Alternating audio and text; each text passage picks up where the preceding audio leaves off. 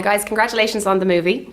And Jamie, for yourself, I was talking to Sam and Jason there earlier, just in terms of preparing for the character. Obviously, you couldn't talk to Pat Quinlan, but how did you go about it? Did you talk to any of the other veterans?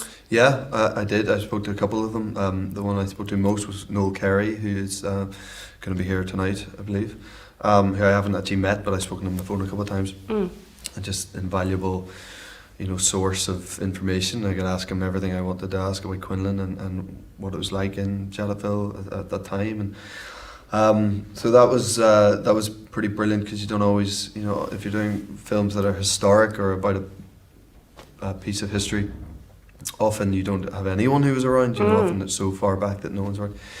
I also benefited from having Conor Quinlan, who's Pat's grandson, who's in the cast with us, so I was able to sort of pick his brains when the timing was right. And I think Richie, I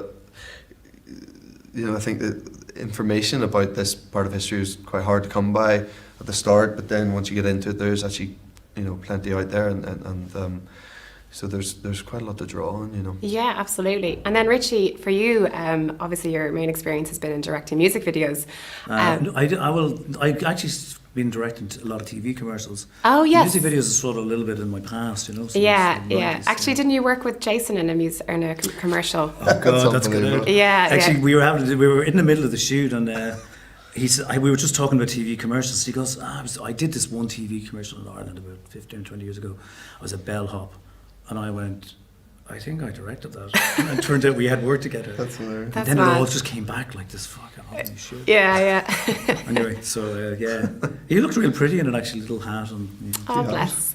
I can't find it. I'm desperately trying to find it. I'd love to see it. I want to get it back up there. So what made you then go from commercials and music videos to take on this? I mean, I guess it was sort of a mammoth task, because there was so much research involved. I mean, I think probably every director wants to make movies ultimately, and most do, and so I've been trying, and I had been attached to a movie that sort of crumbled, and I had a couple of projects where I was the director, but I wasn't really producing it, producing, and then and it's very frustrating, because producers have lots of projects, so you do your bit, and then you wait, and you wait, and you wait.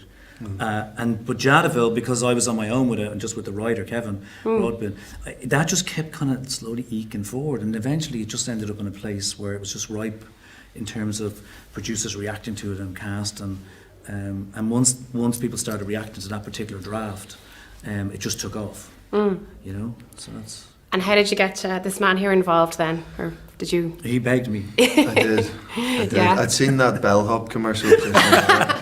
I said, if I go through life without working, whoever directed that, I'll be ashamed of myself. Yes. Can I be in it? I was sent the script, about a year before we started filming. I'd imagine I was attached for quite a long time. It was about a year. Yeah. And I sent it, and I just loved it. I loved the story. Couldn't believe I didn't know it. I was very felt very compelled to be involved in telling it and to play Quinlan. And then I met Richie. I was filming the second series of The Fall at the time in Belfast. So you hopped on a train or whatever you did from here, and we had dinner and a couple of bottles of wine. And I didn't need to be convinced though, but I met Richie and I met Al Maloney, the producer, the following week, but I was always on board. Yeah. And then with the accent, obviously it's a bit different from your own, going from Belfast to Kerry. How did you prepare in that aspect of things? I mean, like any other job, when you're doing an accent, you just have to work pretty hard at it. And there was some source material of Quinlan that I was able to get my hands on, that Richie got for me.